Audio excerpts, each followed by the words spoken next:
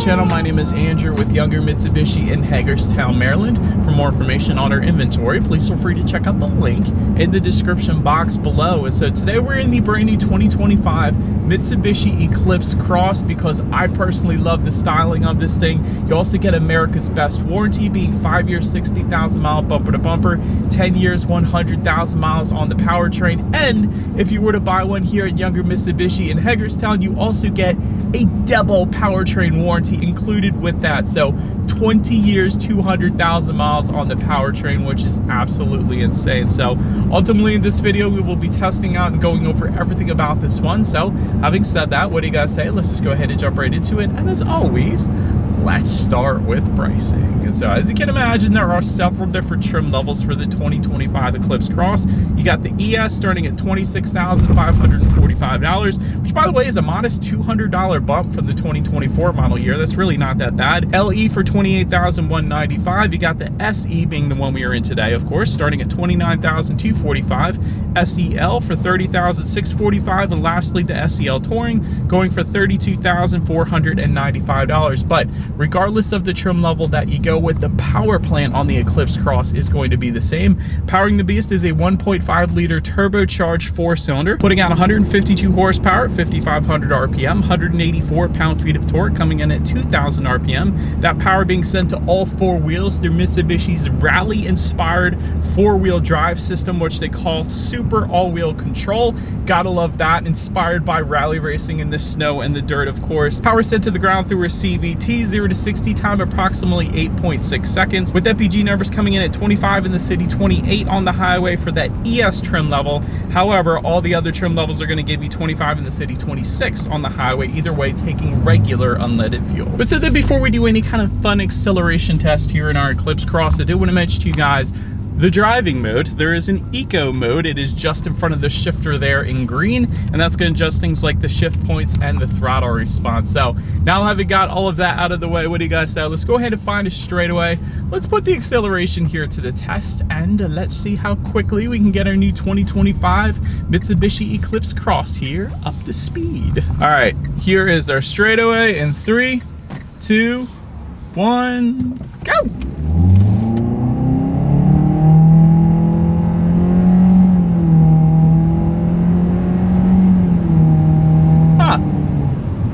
You know what I said about there is the CVT kind of simulates an automatic pretty darn well. Like, it took it up to the red line, it bounced it back, and then it kept on going. So it was kind of interesting, that acceleration there. I mean, it's not the quickest thing in the world. I wasn't really expecting it to be, but the fact that the CVT kind of simulated an automatic a little bit, I kind of like that. So yeah, well done Mitsubishi on that aspect. But yeah, not the quickest thing in the world. There wasn't that much turbo lag though, we'll say that, for it being a turbocharged 4-cylinder. So I didn't mind the initial get up and go, although it's not going to be as quick as a naturally aspirated car or an electric car, but it got the job done. We'll just leave it at that. But anyways, to go along with that acceleration, as always, braking is equally important. And so up front, you will find 11.6-inch ventilated front discs. In the back, 11.9-inch solid rear discs. As far as that 60-0 stopping distance goes, it comes in at 125 feet, which on paper is pretty par for the course there. As far as braking feel goes, I like it. It's actually a little bit on the firmer side of things. So I really like the braking feel in the Eclipse Cross. 125 feet, it's right in the middle of the pack. So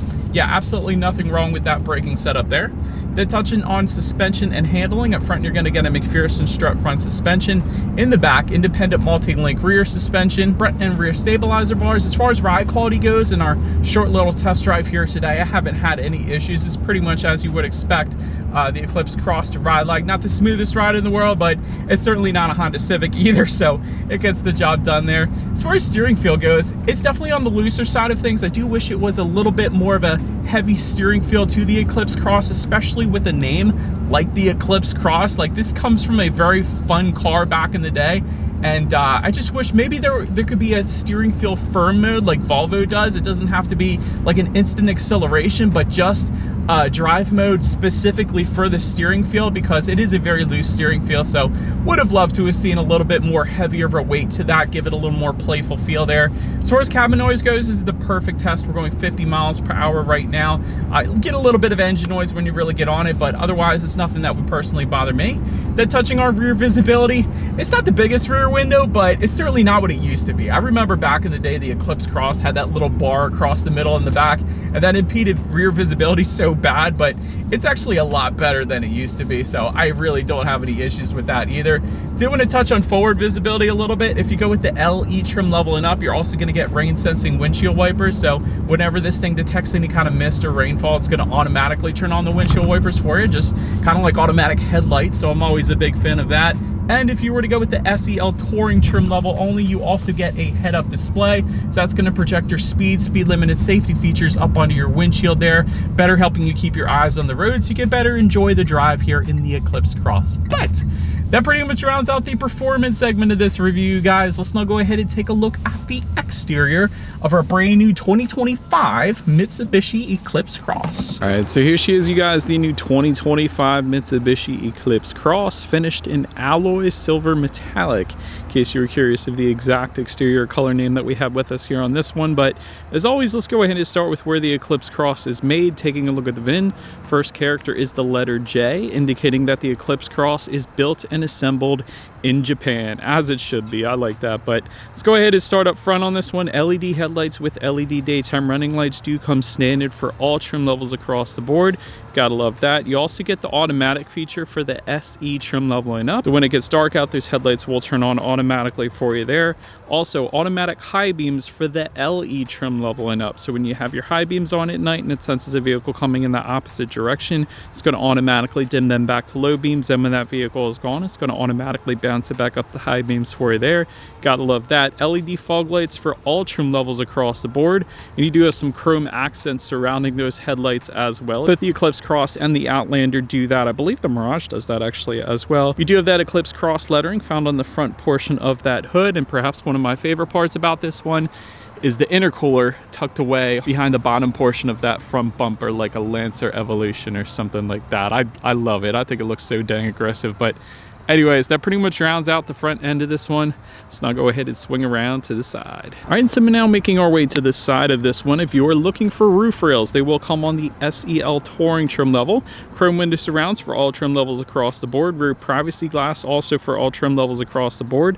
Taking a look at the side mirrors, they are body colored power adjustable side mirrors. They will be heated with LED integrated turn signals. You gotta love that.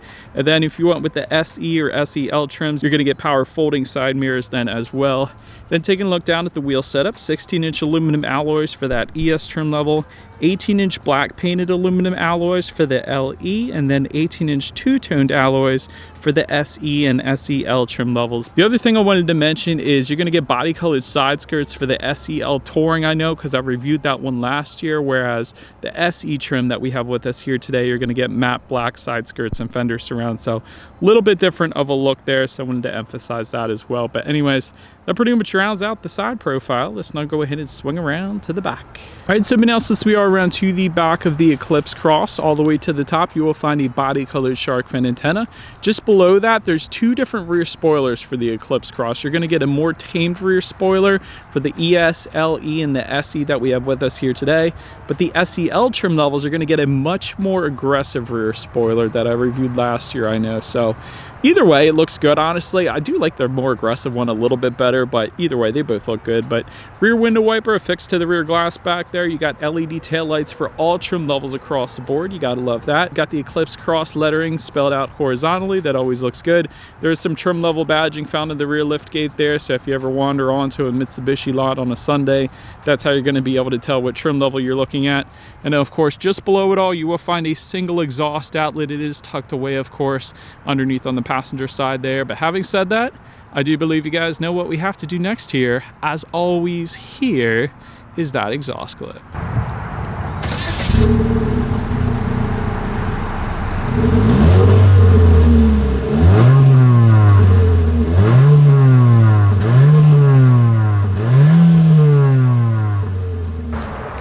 All right, so but now since we are around to the back of the Eclipse Cross, when it comes to opening that rear lift gate, it is a manual lift gate for the ES and the LE trim levels. However, it is a hands-free power lift gate for the SE and the SEL trim, so that's pretty darn convenient.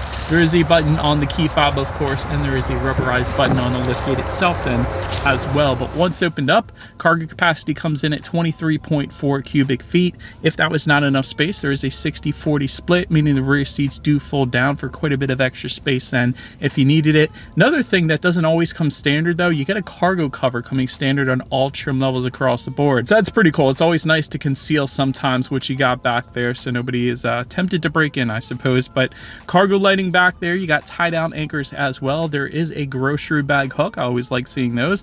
And then if you were to lift up underneath of that cargo floor, you will find a spare tire as opposed to the fix a flat, which I always prefer the spare tire. So big fan of that. But now let's go ahead and make our way to the rear legroom. That is going to come in at 37.1 inches. For reference, I'm an even 6 feet tall. This is how much space I had in the back seats there.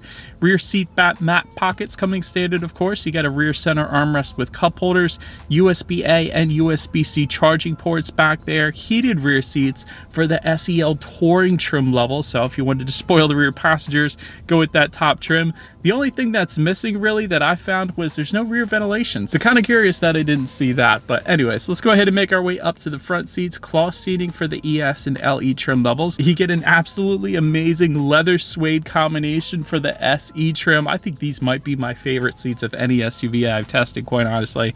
Leather seating for the SEL trim levels. Heated seats for the LE trim level and up. 8-way power driver seat for the SE trim level and up. You get an 8-way power adjustable passenger seat for the SEL trim level and up.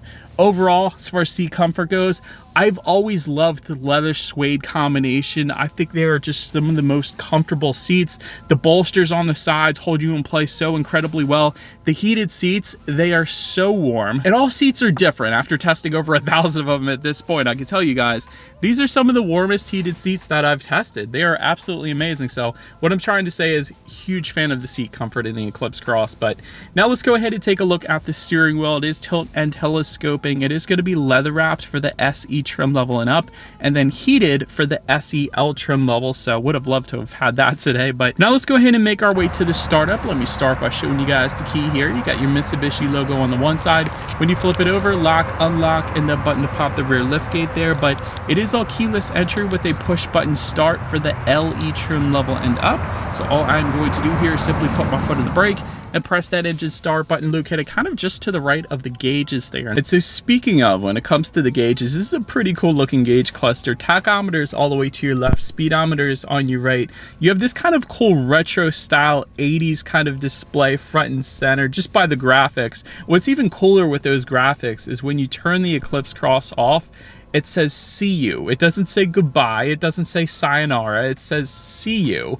I don't know, it just seems like such a Japanese kind of car thing to say when you turn a vehicle off. So I thought it was pretty cool actually. So a big fan of that. But you do have your outside temperature up there. It tells you if you are in that eco driving mode up there as well. And overall the gauges look okay. It doesn't necessarily have to be a digital gauge cluster, but I do wish it was a little more vibrant, like maybe a different color, maybe like a blue gauge needle or blue gauges itself to kind of match that center digital screen, or even red gauges I think would look cool. Just something with a little more color rather than just the basic black and white. That's all I'm saying. But now let's go ahead and make our way to overall interior quality. You're going to find a power panoramic roof for the SEL Touring trim level only. Auto dimming rear view mirror with home light controls for the SEL Touring as well. Dual zone climate control for the SE trim level and up, so both driver and passenger can set their own temperatures there. Automatic climate control for the ES and LE trims. You get an upper and lower glove box. That's one of the things I always like to mention with the Eclipse Cross, because I think it's stinking cool. A lot of times you only get one glove box, but you can actually put the owner's manual up top, or you can take that out and store something else up there, I suppose. But I always think that's pretty cool. You get this cool kind of texturized carbon fiber look surrounding the power window buttons on the doors. I thought that was nice. Nice chrome door handle, gloss black surrounds with that.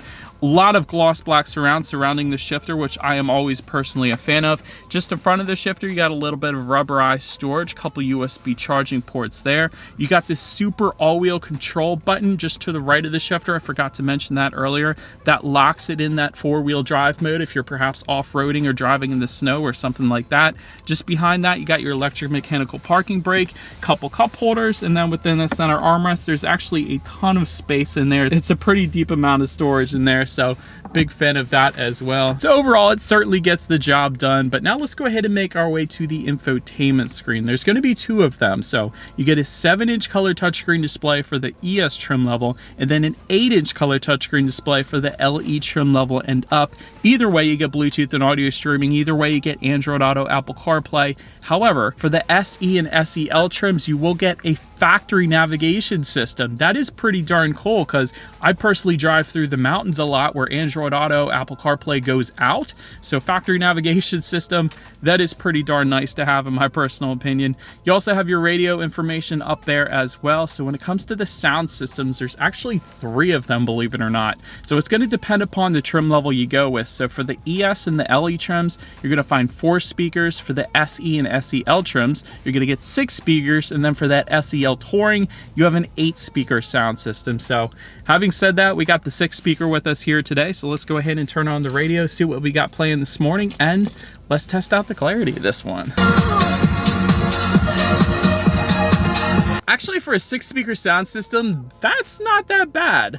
I actually didn't mind that. There was a decent amount of bass. Clarity was okay. I mean, it's 6 speakers, but more bass than I expected, and that certainly gets the job done. And I love that there's knobs for the radio information too, because a lot of cars I've been testing lately haven't had the knobs. So I like you can adjust the station and the volume with the knobs. That's kind of nice. But last thing I wanted to mention to you guys on that infotainment screen is when you do put the Eclipse Cross in reverse, you will find a rear view camera coming standard across the board. Not the highest quality rear view camera out there, but it gets the job done.